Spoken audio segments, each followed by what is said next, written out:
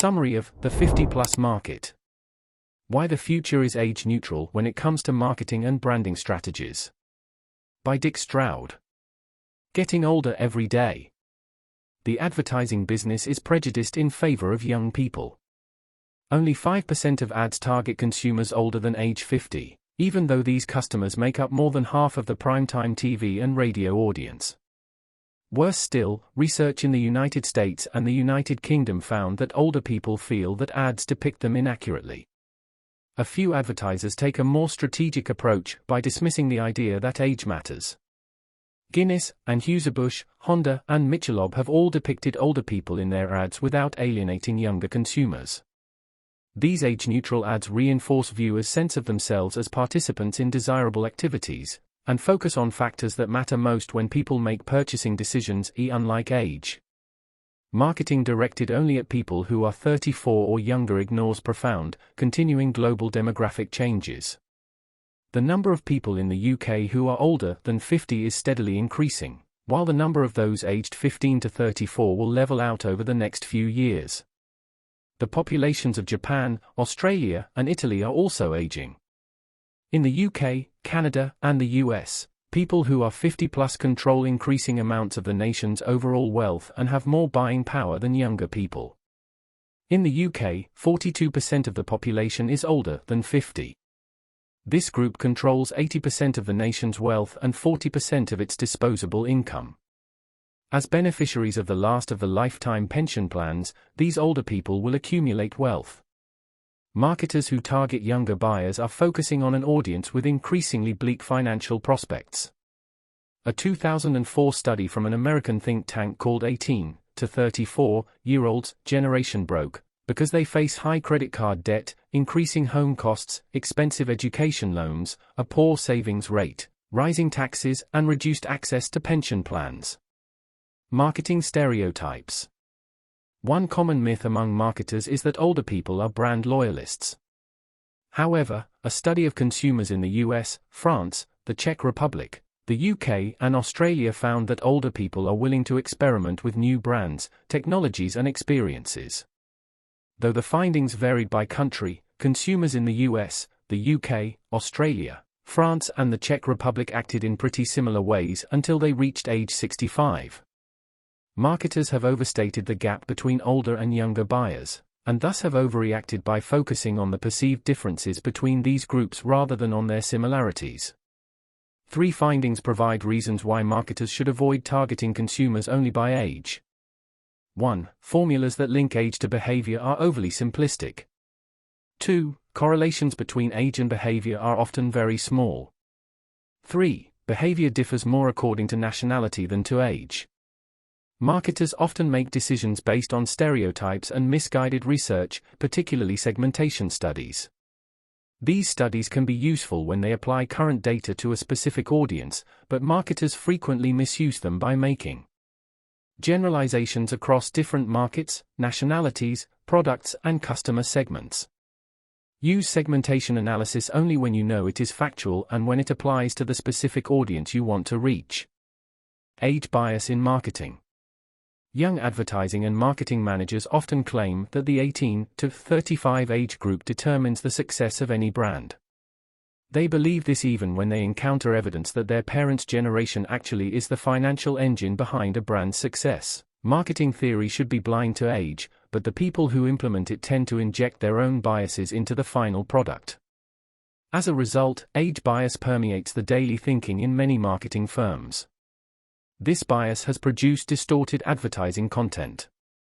Marketers assume that consumer behaviors and preferences are dramatically different, depending on how old they are, but the evidence does not support this stereotype. Marketers should not differentiate their campaigns by age unless they can establish a direct link between age and behavior. Breaking out of the status quo.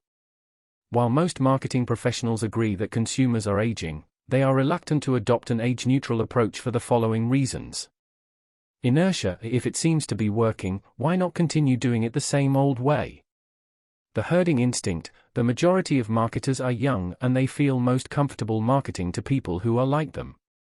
In 1999, more than 80% of those employed in the UK's media and ad business were younger than 40, and half of those were younger than 30. This homogeneous group creates, revises, and approves ad campaigns. False consensus: marketers believe that everyone else is just like them. Due to ad agencies' disproportionate tilt toward younger people, older people complain that they often do not understand ads. A 2003 study of 22,000 people older than 50 in the UK found that 86% said they did not relate to most of the advertising they watch. An Australian study had similar results. A UK philanthropic group, Help the Aged, found even greater percentages of disengagement. Even beyond that issue, ads that depict older people often show them in negative ways. The beginnings of transformation. To change marketing's operating stereotypes, marketers need help from outside experts. Shareholders should challenge ageist assumptions and ask their boards of directors about evolving issues, such as why a firm spends most of its marketing budget targeting younger consumers, and how much waste an outside research company might find if it evaluated current, age-focused marketing practices. Answering such uncomfortable questions is in most firms' long-term interests. To implement an age-neutral marketing strategy, you may need to reorient your practices to focus your targeted marketing on the appropriate audience for each product, without prejudicial stereotyping. Consider marketing products to wider age groups, launching products specifically for older consumers, modifying current campaigns to make them age-neutral, or introducing new products directed specifically and appropriately to either older or younger consumers. Going high-tech. Although teenagers have traditionally been the earliest adopters of new technology, that trend might be changing. One of the most pervasive myths about older people is that they are afraid of new technology. The research shows otherwise. Older people use Wi-Fi, PDAs, and Bluetooth devices as much as younger ones do. They are increasingly profit-producing users of cell phones, interactive digital TVs, and instant messaging. While young adults who have grown up surrounded by technology are at ease with the digital world, so are their elders. U.S. householders from 45 to 54 are the biggest spenders on every type of information product except radios. That record goes to people aged 65 to 74. Today, about half of the members of each adult age group in the US, except those older than 70, are connected to the Internet. The margin of difference among individuals from 30 to 58 years old is dropping, and Jupiter Research estimated that in the US nearly 40% of those older than 65 would be online by 2006. Interestingly, American women have caught up to men in terms of their frequency of Internet use. In 2005, a Nielsen study concluded that adults are more capable Internet users than teenagers, 66% successful task completion versus 55%. Teenagers fell behind due to inadequate reading ability, less research on how to use the Internet best, and drastically less patience than middle-aged people. Those older than 65 did take longer to complete tasks because of their decline in cognitive powers, but not due to any gap in their experiences with technology as compared to younger users. Although young people may drive popular acceptance of current hot technologies, today's 50-year-olds invented many of them, and now must adapt them to be easier to use as their peer group develops problems with eyesight, agility, and cognition. Such adaptations serve everyone with related problems, no matter how young they are. Designing websites for older people. Older Internet users dislike sites that flash too much and offer inadequate navigation tools. Web designers often fail to take this problem seriously. To attract wealthy older buyers, design your web interfaces for new technologies that are accessible to everyone. For example, consider the impact of aging on vision and motor abilities. The eyes of a 60-year-old person receive 1/3 as much light as the eyes of someone who is 20. By age 70, light reception dwindles to 12%. Given that, design your web pages with 12-point type or larger. Use high-contrast backgrounds, and make graphics and links large enough to facilitate easy cursor positioning. Don't use dynamic menus with drop-down lists, which can be hard to navigate with a mouse. Your goal is to make the site straightforward and easy to use. Test your site designs with user groups of all ages, and reach out to older users who switch among sites less frequently and will spend more time on your site than younger audience members. A site's technical design and its attractiveness both matter to people in the 50-plus market. Marketing to the 50-plus consumers. Most marketing firms do not have a portfolio that demonstrates their track record with older consumers. They have scant knowledge of how to develop a media strategy to appeal to all age groups without bias. Most marketers agree that older people want more information about products than younger buyers, and that they are willing to consider products that do not feature older people in their ads. A research study in the UK found that older people fall into 7 lifestyle categories. 1. Live wires, mostly female, healthy, active, financially secure people who spend money on vacations, cars, and clothing.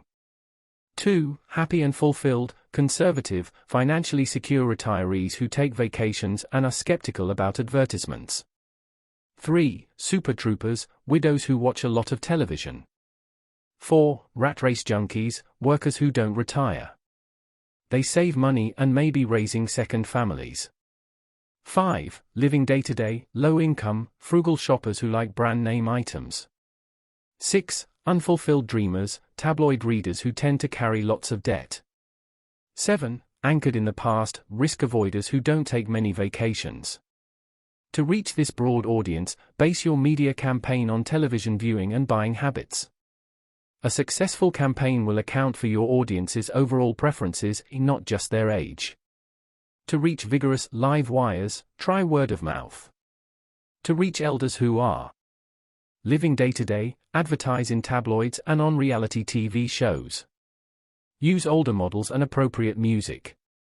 Experts find that music increases the ad recall rate. A UK study discovered that 44% of grandparents report being heavily involved in caring for their grandchildren. These older people purchase kids' clothing and snacks, which marketers previously assumed fell under younger parents' responsibilities. Elders also buy high-tech gadgets, such as iPods, for themselves, their children and their grandchildren. To reach 50-plus consumers, try to see the world from their rich, varied perspectives. Note their actions and interests, and determine how to appeal to them as consumers, householders, family members, affluent participants in many facets of modern life, and as individuals, not as members of a mythical homogeneous group labeled old.